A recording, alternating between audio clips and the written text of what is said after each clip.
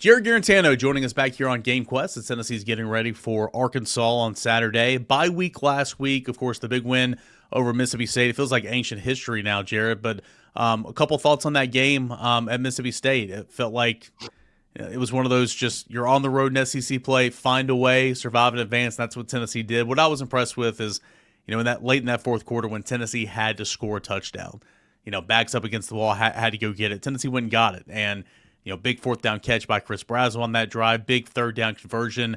Aguilar avoiding pressure, giving it to Mike Matthews.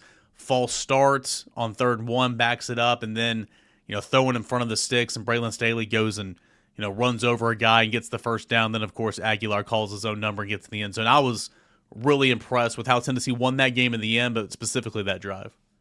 Yeah, it's so much easier as a fan, player, coach, anybody involved with an organization or university. Whenever we're able to win a football game, it's so much easier to talk about it. So in hindsight, in here, we can sit there and say the different things that we saw, the different things that we need to change, whatever it was. But a win in the SEC is very difficult to come by. And the fact that we were able to do it in such terms of distress, adversity, all the things that could have went wrong kind of went wrong, and we're able to pull out a win on the road with a lot of cowbells in our ears was an awesome thing. When we talk about the team's landscape that whole game, right, we had a lot of ups and downs, probably the most ups and downs that we have experienced all year in terms of whether it was turning the ball over, whether it's missed assignments, tackling was somewhat of an issue, but they had very good running backs. Tackling was somewhat of an issue. There was a lot of things, special teams, we didn't play very well. There was a lot of things that we wish that we did better at, but in the end-all, be-all, the way that we were able to finish that game and go on a long drive to sustain and score points, and also being able to take over in the overtime and being able to get our win on the road, there's not much more you can ask for. Obviously, throughout the bye week, we were able to look at the certain things that we need to get better at and do better and kind of work on. So it's really good thing that we ended that game and we're 4-1 right now. We're feeling much better about that than being 3-2 for sure. Yeah. No doubt about it, man. And I said it a lot after that game. Like, that's a game that Tennessee doesn't win in years prior, right? You had so many things that went wrong. I mean, quite frankly, as well as anybody, you play like that, and in 1/3 of the phase of the game, special teams wise, you should lose. I mean, you should. But Tennessee found a way to win on the road in this league. And I don't know about Mississippi State. They might not win 6 games just because of that schedule, but that is an improved football team for sure. You'll look at the bye week, man. As a quarterback, how did you approach bye weeks? I know it was a time for you to get the rest and recovery that you needed, but also a time to go out there and attack practice schedule, which is probably a little bit different than a normal week, maybe a little bit more contact, maybe fewer practices, but you go harder during those days. What was the benefit of a bye week for you as a player? Yeah, I'd say as a quarterback, especially in my situation, there was 3 things that I wanted to attack. I wanted to attack physically. I wanted to make sure that my body was able to get well rested, massages, yoga, whatever it was, flexibility wise, getting back in the weight room, getting stronger. Mentally, just being able to get an approach on the next team or next couple of teams, getting out in front of their tape, being able to also look back at the certain tendencies and maybe some throws that I've been missing in weeks prior to kind of understand it. And maybe we work more of those type of throws throughout that week with our positional coach. And I would say just emotionally, right? That's the third one. These games that are such up and down games, and the amount of stress that's put on you as a college athlete, especially as a college quarterback in the SEC, you have to deal with the fan base. You have to deal with the media. You have to deal with school. You still got to go to school and still got to go to class. You have to deal with being the leader of the football team, the leader of the whole organization, the leader of the whole university in some schools. A lot of that stuff emotionally is a lot for a quarterback. So just being able to breathe, go maybe on a 2-day trip. I was talking about it yesterday, maybe going to Smoky Mountains, maybe going to Gatlinburg, just getting away for a couple of days and just going to breathe for a time period and just getting away from all the hecticness. That's way more than enough that's needed throughout the season just to get back to square one. In terms of a football team, you really looked at things that we need to attack to get better at. So whether it's our special teams game, whether it's our short to intermediate pass game, whether it's our handoffs, just the bases and details of those things that haven't really been discussed since camp. And then listen, and it's also a big opportunity for the underclassmen to get reps.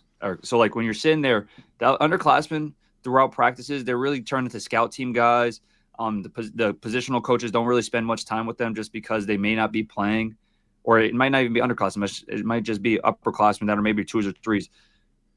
Getting these guys reps and having maybe some good on good scrimmages, whatever it was, drive the field. These are really good things and for the development of these players, right? All the players on the team need development, but when that season starts, it's really hard to make sure that you can take control of the 90 players that are on the team. Yeah, no doubt. And I think something you said there, like, you have all this on your shoulders as a quarterback of a football team. And, oh, yeah, don't forget. I know it's different right now because of COVID and, court rulings and all that. But, I mean, you're 18 to 22-year-old typically. Like, that's a lot, for a young guy. So getting away for a day or two, like, that's okay. Now, everybody made a big deal about Nico going home last year, going to the UCLA game. That might be a different story. But still, just getting if you had the resources to do that, go do it, right? And it's a whole different thing with money now too. Like, like dealing with the money side of things and having to do the partnerships and the social media. That's a whole nother side that I didn't even hit on. I didn't experience personally. Those are stresses in people's lives. When you have money and you have to take care of possibly family members that may be in need or whatever it is, whether you have to go to the bank, you have an agent, whatever it is, those are things I never experienced. Those might be things or stresses in those kids' lives that might be tough for them on an every day-to-day basis. Yeah, no doubt. That's a really good point that I didn't even think about. Joey Aguilar, I know you can't speak for him, but what do you think Joey Aguilar focused on during the bye week in terms of, resetting, seeing the things where he might have struggled the first 5 games, attacking that during the bye week? If you were Aguilar, how would you have approached this bye week? I mean, if I'm him, I'm going into it very happy, honestly. Just the way that he started out that season, I thought it was a really good start to the season. The only maybe possible hiccup I would probably say would be last week in terms of play style. There was just some short to intermediate throws that I think that he wishes that he had back.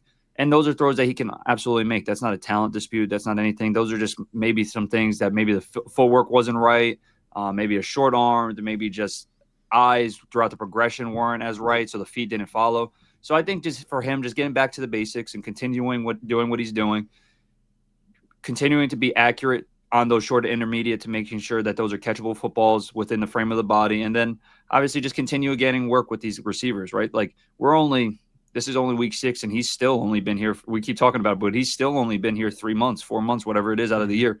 This is another opportunity for him to continue learning the receivers and learning how they do certain things, especially on a bye week where there's not much game planning going on. You look at Arkansas, obviously they made a coaching change. Sam Pittman is out. Bobby Petrino elevated back to the head chair of the Arkansas program. But, offense has not been the issue for Arkansas. They've scored a lot of points. I want to get your thoughts on Taylon Green here in a moment. Defensively, it's been a train wreck, right? And he came in, and it's kind of weird to see in season an interim coach, dismiss 3 to 4 coaches on one side of the football, promoted like an assistant defensive line coach, defensive coordinator, went out and got some guys that he obviously had relationships from, one in the NFL, brought him in here. I guess my question for you is, how realistically is it to actually do wholesale changes and change your approach defensively in season? And secondly, as a quarterback, I don't know if you ever went into a game like this to where, like, you have tape on the personnel, but what will they be doing in this game because of these wholesale changes? Like, not knowing what to expect, I guess. As a quarterback, how do you approach a week like this? Yeah, this was something that I honestly struggled with when I was playing. I don't know if I struggled with, but it would sometimes shock me. Whenever we would go into the beginning of a season, I would spend countless hours. I'm talking 70, 80 hours studying the certain teams, whether it's their past games, whether it's their personnel. If there was a new defensive coordinator or a new head coach, you have to study them and where they came from. If they've never been a defensive coordinator, you have to study their background and who they've learned from. So certain things like that are certain vices that a quarterback has to go through. And on game day, you can sit there and study all that stuff. And on game day, it can be completely something different outside of the personnel. So when we talk in terms of defensive coordinator, offensive coordinator change throughout the season, there won't be as much change, like you said, just because of the time dispute. They did a mass wholesale change, the co-DC, the D-line coach. Those are a lot of key pieces to a defense. And on a defense that has already traditionally been last in the SEC for this whole past year, whether it's passing offense, whether it's scoring defense, passing defense, rushing defense, they have just been all in all, it's one of the worst in the SEC, if not the worst. So the changes coming in, I don't know how much different it can be outside of maybe just doing something differently on first, second down, third down. That's where it'll be a little bit harder to game plan going into this game for Coach Heupel and the staff, just because they don't have any tendencies, right? You can throw that tendencies sheet that you get at the beginning of the week out the window, right? We don't know what Chris Wilson is going to do on first, second down from when the ball's on the 40. You have no idea what his third and short, third and medium game is, his third and long. You don't know if he ever sends cover zero pressure when it's big down and distance going forward. You don't know his red zone defense. You don't know how he calls the game. So, like, those are the different things and different questions that these coaches are going to be asking themselves and just bouncing ideas off of. And listen, Chris Wilson, I know him personally. He was in the UFL with me with the Houston Roughnecks. So as a coach, he's a very good coach, very tough on his players. He's a very good players coach. He likes to keep things a little bit more simple, and he allows the D-line to get after the quarterback in the sense of they will load the box, they will play single high, but at the same time, they want to be aggressive on the back end, right? They want to play that man-to-man. They want to play three match. They want to make the quarterback have to make difficult throws. So I that's another thing. I wonder how much we're going to see that three high safety look. How much are we going to see the odd front? Because traditionally, that's not really his game. He's more of an even front, middle of field closed, bend, don't break type of guy. Let's take chances when we have to. Let's see how he does in the college ranks with an Arkansas team that hasn't been very good on defense. That's a good note, man. I didn't know you had that connection there with Chris Wilson, who was the assistant defensive line coach who got the promotion to DC. And he brought in some outside counsel and all that. But, I mean, you have to keep a guy that's been there, like, in charge, if you will, to kind of keep, hold everything together, if you will. And he's kind of traditionally an even front guy, two high safeties you mentioned.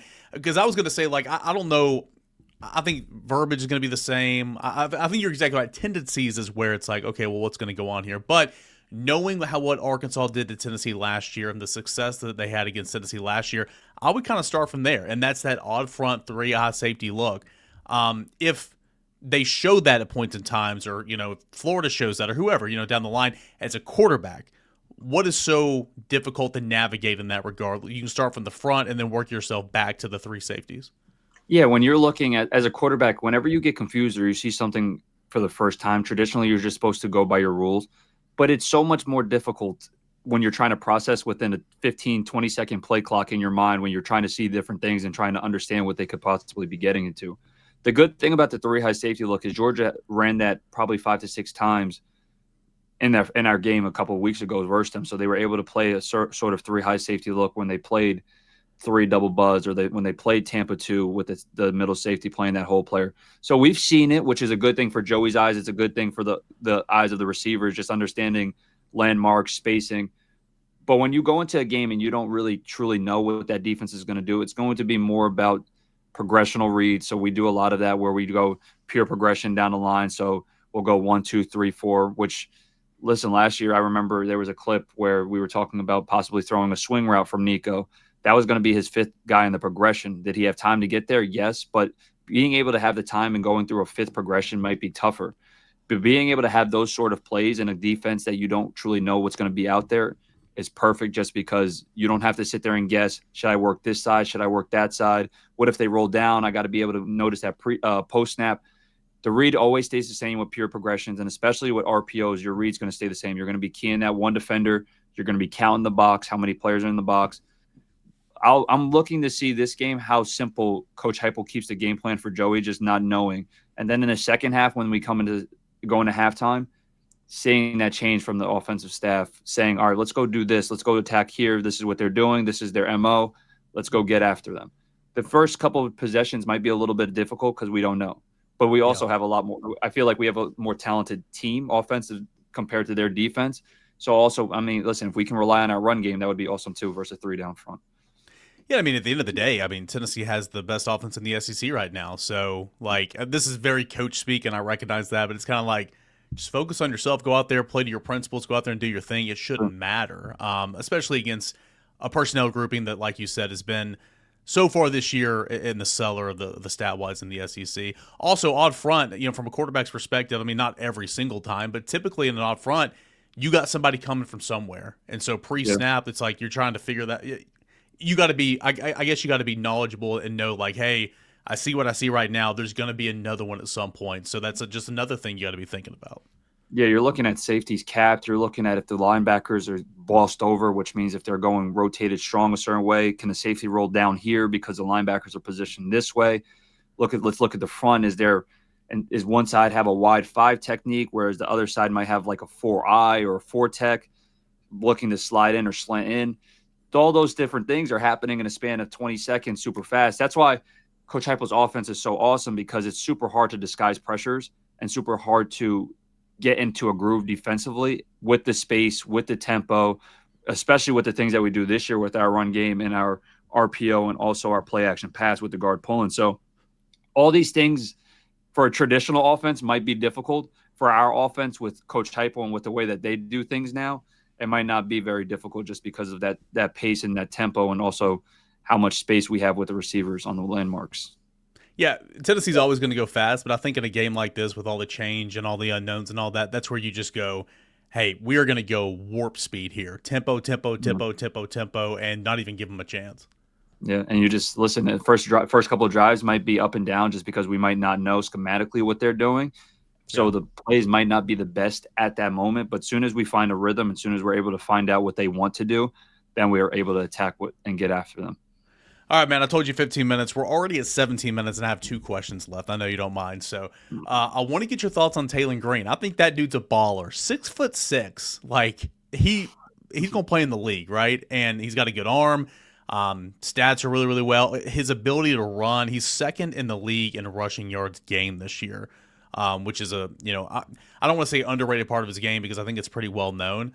He's going to create some issues for Tennessee defensively, and that's an offense that clearly is not the issue. Scores a lot of points. Only scored 12 points against Notre Dame, but in talking with some people, their opinions were that team just kind of quit in the second half. But nonetheless, Taylor Green, your scout on him. He's a pretty good player, man, and I think that even last year I thought Tennessee did a good job of like bottling him up and not letting his legs kill them. He was dropping dimes. Like Jermon McCoy was picture perfect coverage down that Arkansas sideline last year. He just dropped it in the window, man. He's a good player. Yeah, definitely one of the best in the SEC and definitely an NFL draft prospect. When you look at him, you see a big body, 6'6", 225, just like you saw. But as an all-around player, right, he's able to throw the ball very well. He's very accurate at all different ranges, short, medium, and deep. And then you look at his run threat. He is almost an implement.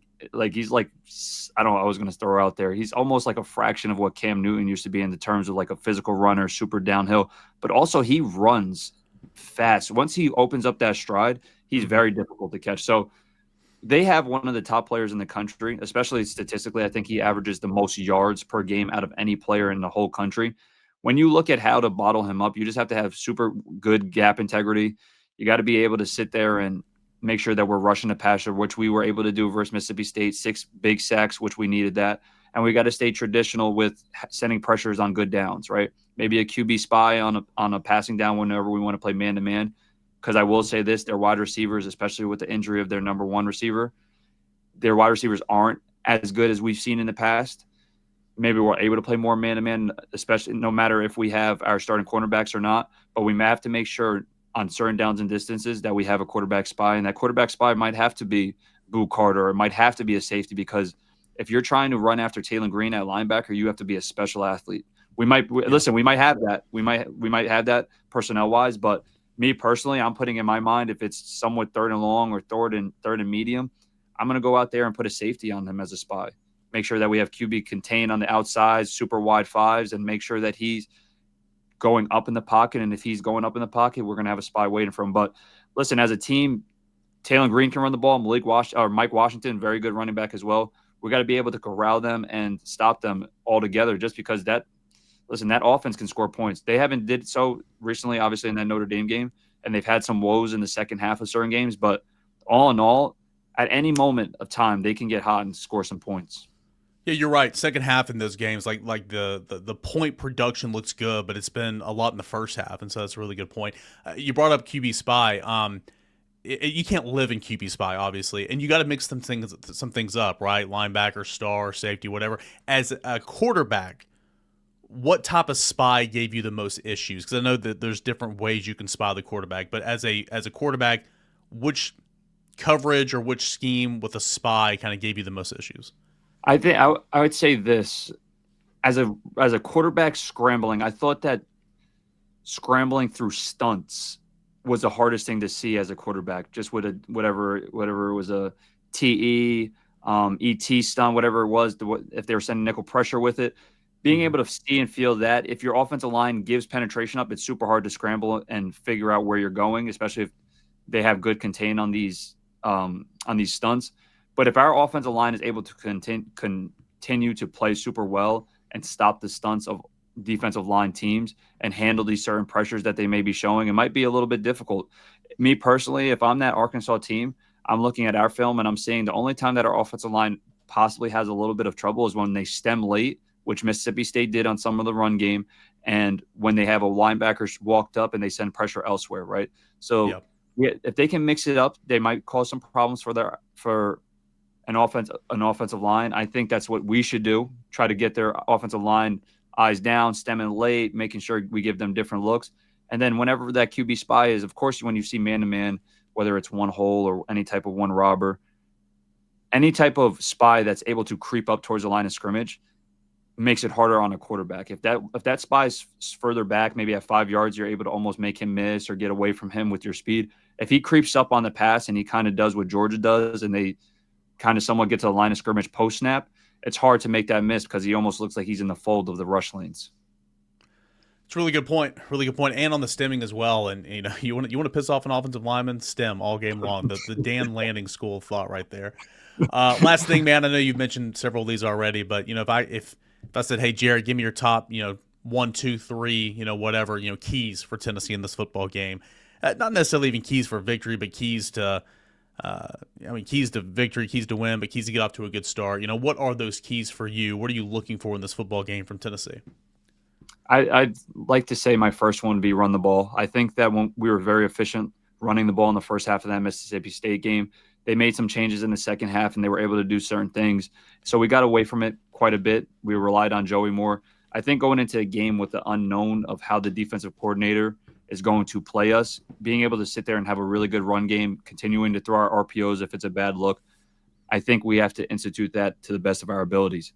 2, obviously containing Taylor Green. He's their best football player on that football team, whether it's his run game, pass game, making him as uncomfortable as possible in certain situations that he may not understand where pressure is coming from or just down and distance-wise, just being able to mess with him. And I would say 3, getting back on track, starting fast. We had the bye week. Traditionally, teams off bye weeks start a little bit slower. Yeah. Let's start a little fast. Let's get this crowd going a little bit. Crowd needs to come ready to play too, right? They got to be ready to go. It's our only game in October. We have to continue to get them activated and keep them going throughout that game. But as a team, we have to start fast, and we can't let this bye week linger on to game day.